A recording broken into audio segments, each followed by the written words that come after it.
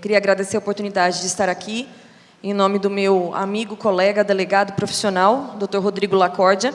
Estive aqui ano passado, no primeiro evento, e é um prazer estar aqui, especialmente porque sou de Sergipe. Na verdade, eu sou paulista, mas há 13 anos estou na Polícia Civil do Estado de Sergipe. Atualmente sou diretora da Divisão de Inteligência e Planejamento Policial dessa instituição. As falas foram todas muito oportunas, fiz questão de acompanhar todos os painéis, não conseguia sair nem para ir ao banheiro, de tão interessante, tão oportuno que todos os temas vinham sendo colocados. O meu painel agora também muito privilegiado, com o Dr. Jaime e o Dr. Rogério, porque o evento conseguiu seguir uma sequência de temas para que a gente fosse evoluindo e concatenassem as ideias para a gente chegar a uma sistemática de atuação. A minha ideia aqui hoje é essa. É fazer com que nós, policiais, a gente reflita sobre a nossa sistemática de atuação diante do novo cenário. O futuro é agora, o futuro já chegou. E ele se renova a cada instante. E a polícia tem acompanhado isso? De que forma? Sim ou não? Se não, por quê? Porque eu não vejo investimento da minha instituição no meu setor. Eu estou na divisão de inteligência há 2 anos. E quando disse que, especialmente por ser de Sergipe, é porque somos o menor estado da federação. E, por vezes, passamos despercebidos. Mas quem conhece e acompanha o trabalho de Sergipe, vê que a gente tem um bom trabalho, que a gente tem evoluído muito, especialmente amparados pela tecnologia, pela curiosidade na área da tecnologia e inteligência. Então, nesses 2 anos que estou na divisão de inteligência, a minha preocupação é o que eu posso fazer com o que eu tenho? Porque a gente sabe que investimento, reestruturação, isso demanda, isso é gestão e não demanda. Eu não sou ordenadora de despesas. Aí, às vezes, a gente se acomoda. Não, meu computador é velho. Não, eu não tenho um sistema. São Paulo tem um sistema que eu quero. Eu fiquei aqui babando ontem, na apresentação de Dr. Caetano e de Dr. Francisco Ielo, babando. E aí a gente se acomoda. A lei não ajuda. A gente pega o que o Dr. Jaime falou. Eu também tenho um sistema espião. Também adquiri as expensas. Perguntei se meu marido queria fazer o teste comigo, mas não deu certo, ele não disponibilizou o telefone. Mas funciona. Só que a gente não tem a legislação para usar. Então, eu não vou usar. Não, eu tenho outros métodos. Eu acho que hoje nós temos que sentarmos nas instituições, nos nossos departamentos, e se perguntar: como eu posso ser melhor com o que eu tenho? Eu não vou mudar do dia para a noite a quantidade de policiais e nem o incremento de sistemas. Mas vamos lá. Dentro da divisão de inteligência, criamos um núcleo de inteligência cibernética e eletrônica. Esse núcleo tem 5 policiais. Um deles com capacitação em TI. Outro, programação. Então, o que nós vamos fazer? Vamos buscar, vamos procurar saber. Eu não consigo interceptar o WhatsApp, a não ser por esse sistema espião, que o juiz também vai me chamar de doida se eu pedir a representação para usar o que eu colher. Mas o que o WhatsApp me dá? O que o Google me dá? Como o meu canal de comunicação com o Google? O Uber me dá respostas? A Netflix me dá respostas? A gente vê o paradigma da linha telefônica sendo substituída pela internet. E a internet deixa rastros, é um mundo do rastro. Tanto para o bem quanto para o mal. Nós vivemos a sociedade da informação, onde as pessoas precisam formar um mosaico de imagens falsas ou verdadeiras do que elas são e querem mostrar. E isso tem que ser usado ao nosso favor. Então, a partir do momento que você tem redes sociais à disposição, o que eu posso pedir essa rede social? Posso pedir a interceptação da comunicação? Não. Mas o que essa rede social me dá? Recentemente, nós chegamos num alvo em que a gente iniciou a identificação da linha telefônica por meio de dados da Netflix. Você chega a uma linha, você chega a um usuário, você chega a um cadastro. E aí eu percebi que nós começamos a avançar. Poxa, estou com uma resposta do Google. O Google colocou o suspeito de um homicídio dentro da casa da vítima, no horário em que a vítima foi arrebatada, e o comparsa no local onde o crime foi encontrado, com precisão, com margem de erro de 10 metros. E isso eu não estou falando de antena telefônica. Eu estou falando de rede Wi-Fi, de GPS, de localização precisa. E eu consigo fazer isso. Só que é um volume de informações que eu não tenho capacidade de processar. E aí que entra a inteligência artificial. A inteligência artificial não é novidade. Novidade, talvez, relativa, seja o uso dela atualmente para a investigação telefônica. Então, eu preciso. A Google está me respondendo. A Apple está me respondendo. A Apple me manda as nuvens dos representados. Sim, representamos, justificamos, demonstrando autoria e materialidade, e a Apple responde. Tem que correr atrás, mas a Apple responde. E aí, o que eu faço com esse volume de informação? Eu uso a plataforma da inteligência artificial, do Big Data. Comprei uma casa e meu marido disse, acabou o dinheiro, viu, Mayra? Não compramos mais nada. Não, eu queria uma espreguiçadeirazinha para botar do lado da piscina. Não, só para o ano. Aí entrei no Mercado Livre e coloquei lá, espreguiçadeira de fibra sintética. Ele recebeu propaganda, de alguma forma os nossos e-mails estão vinculados, nossos usuários, e ele recebeu propaganda de espreguiçadeira de fibra sintética e perguntou, andou cotando espreguiçadeira de fibra sintética, não foi, Mayra? Foi.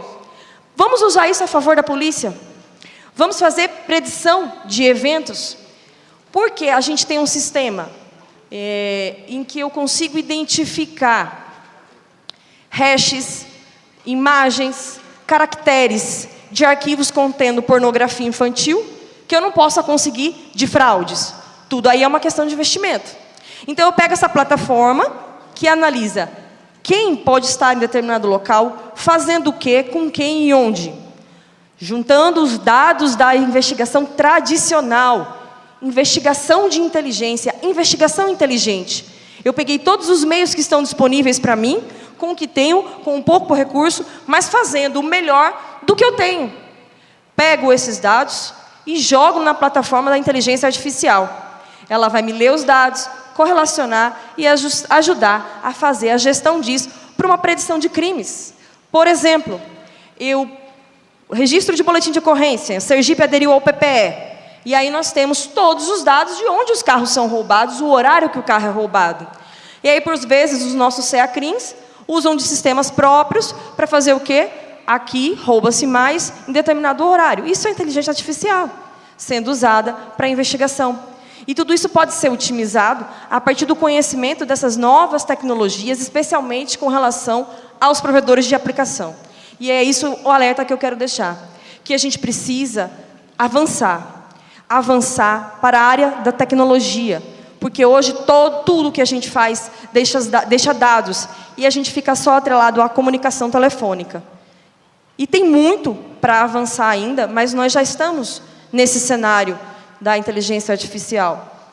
O roubo de carro, a gente pega hoje um histórico de chamadas de um indivíduo, onde eu tenho quem liga para quem liga, de onde liga, que hora liga, e se eu sobrepor a uma plataforma de leitura de reconhecimento de caracteres, que é o OCR, eu consigo identificar veículos que fizeram aquele trajeto compatível com o deslocamento do alvo do histórico de chamadas.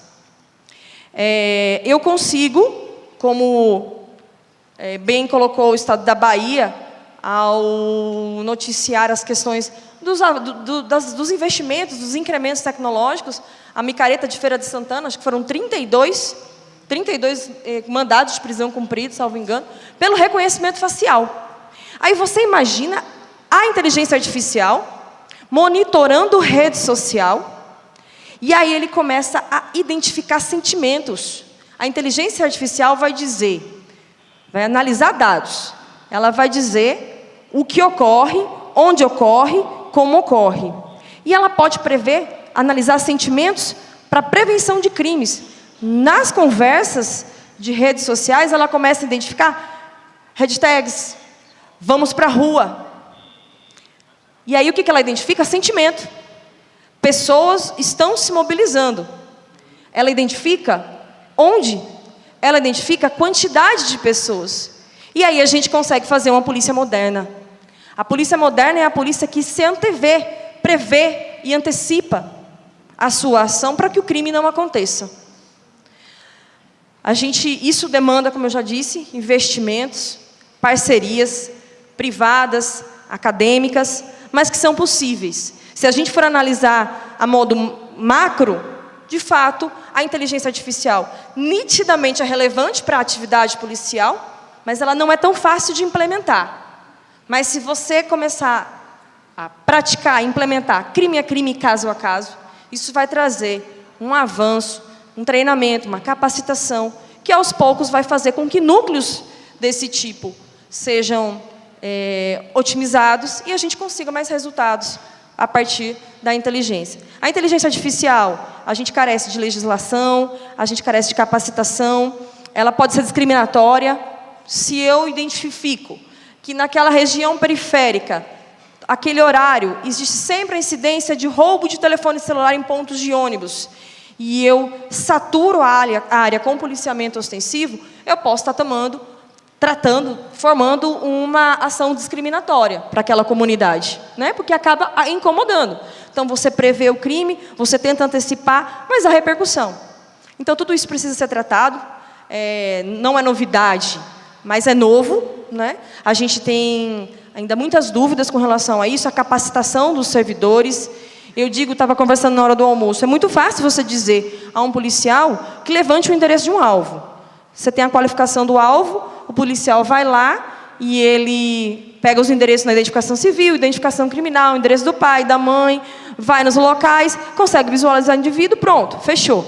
E quando eu preciso disso em rede social? É mais difícil você ter o policial que tenha o perfil, a curiosidade e a afinidade de criar uma engenharia social para conseguir ser aceito como um amigo no Facebook, de um alvo, da namorada do alvo, para conseguir ter acesso às fotos e identificar a casa. Então, isso é diferente para a gente. Não é nato da polícia, da atividade policial, ir para a rua, ter que descobrir quem mora onde está, onde a pessoa vai estar na hora da operação. Mas eu tentar me passar por uma situação para que eu crie, que eu ganhe a confiança de um usuário da internet para que ele me aceite e então eu consiga entrar no perfil e ver as fotos. Isso é novo, mas dá para fazer e é assim que a gente tem que caminhar. Sergipe tem tido excelentes resultados com antecipação de fatos. O secretário de Segurança atual, Dr. João Eloy de Menezes, para ele é antecipação de fatos. Nós tivemos um ápice de crimes contra instituições financeiras, lembrando que a anatomia criminal de Sergipe é diferenciada. Somos um estado muito pequeno. Mais um comparativo, em 2015, nós tivemos 27 explosões de banco no ano. É pouco para outros estados. É muito para um estado que tem 75 municípios. A cidade mais distante da capital são 200 quilômetros. Nós tivemos 27 em 2015. Em 2019, nós tivemos 2. Foram 2 explosões de banco, nenhum outro evento de assalto. Autorias definidas, uso da inteligência, uso da antecipação de fatos, evitou que outros crimes tivessem acontecido. 2 são muito pouco. Ano passado nós tivemos 4. Poderia ter acontecido outros? Poderia. Pegamos antes? Pegamos. E pegamos usando ferramentas telemáticas. Pedimos ao Google, vão explodir o banco. Onde? Não sei. Eu quero a localização do suspeito de 1 em 1 hora em meu e-mail. A Google deu? Deu.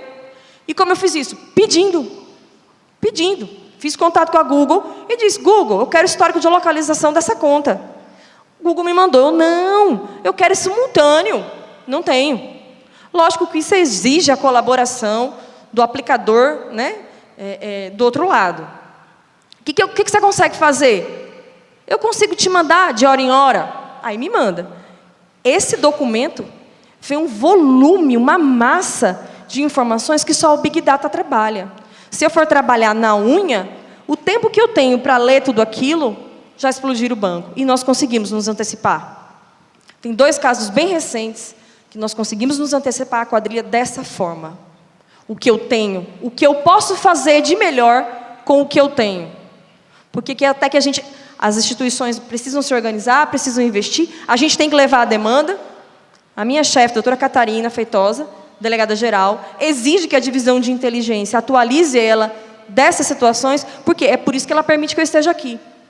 Porque ela sabe que a gente está buscando avanço e ela sabe onde eu estou usando o avanço. Então, a gente precisa municiar os nossos gestores das informações necessárias para os nossos avanços.